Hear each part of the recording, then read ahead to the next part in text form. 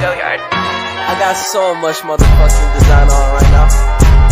Break it down, bring it back, make it clap. I got 3 old thoughts, new guap, where that thing. Bitches on my line, and you know they come strap. Hold up, what it not, 45, scope it cash like, whoa. How you fucking with these hoes out? Assalamualaikum warahmatullahi wabarakatuh. Perkenalkan, nama saya Sri Mafiani. Saya salah satu mahasiswi di Universitas Muslim Nusantara Al-Usliyah dengan Fakultas Ekonomi Prodi Akuntansi.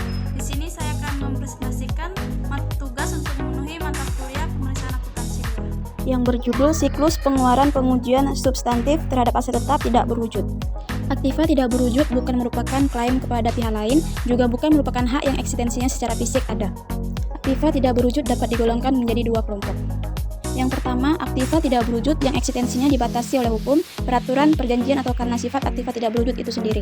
Yang kedua, aktiva tidak berwujud yang eksistensi tidak terbatas, yang saat pemerolehannya tidak menunjukkan adanya keterbatasan eksistensinya. Prinsip akuntansi berterima umum dalam penyajian aktiva tidak berwujud dalam neraca. Yang pertama, ada aktiva tidak berwujud harus disajikan secara terpisah dalam neraca. Yang kedua, jika mungkin, aktiva tidak berwujud yang mempunyai umur ekonomis yang terbatas harus disajikan terpisah dari aktiva tidak berwujud yang mempunyai umur ekonomis tidak terbatas. Yang ketiga, dasar penilaian tidak berwujud harus disebutkan dan metode amortisasinya harus dijelaskan dalam laporan keuangan. Selanjutnya, tujuan pengujian substantif terhadap aktiva tidak berwujud. Yang pertama, memperoleh keyakinan tentang keadaan catatan akuntansi yang bersangkutan dengan aktiva tidak berwujud. Yang kedua, membuktikan keberadaan aktiva tidak berwujud dan keterjadian transaksi yang berkaitan dengan aktiva berwujud yang dicantumkan di neraca. Terus yang ketiga, membuktikan hak kepemilikan klien atas aktiva tidak berwujud yang dicantumkan di neraca. Yang keempat, membuktikan kewajaran penilaian aktiva tidak berwujud yang dicantumkan di neraca.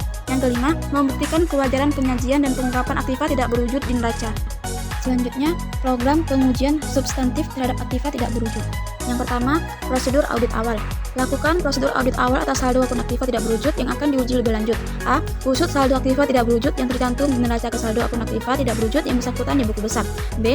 Hitung kembali saldo akun aktiva tidak berwujud di buku besar. C. Lakukan review terhadap mutasi luar biasa dalam jumlah dan sumber posting dalam akun aktiva tidak berwujud dan akumulasi amortisasi. D. Usut saldo awal akun aktiva tidak berwujud ke kertas kerja tahun yang lalu. E. Usut posting pendebitan dan pengkreditan akun aktiva tidak berwujud ke dalam jurnal yang bersangkutan. Yang kedua, prosedur analitik. Lakukan prosedur analitik. A. Lakukan rasio berikut ini. Yang pertama, tingkat perputaran aktiva tidak berwujud. Yang kedua, rasio laba bersih dengan aktiva tidak berwujud. Yang ketiga, rasio aktiva tidak berwujud dengan total aktiva. B. Lakukan analisis hasil prosedur analitik dengan harapan yang didasarkan pada data masa lalu, data industri, jumlah yang dianggarkan, atau data lain.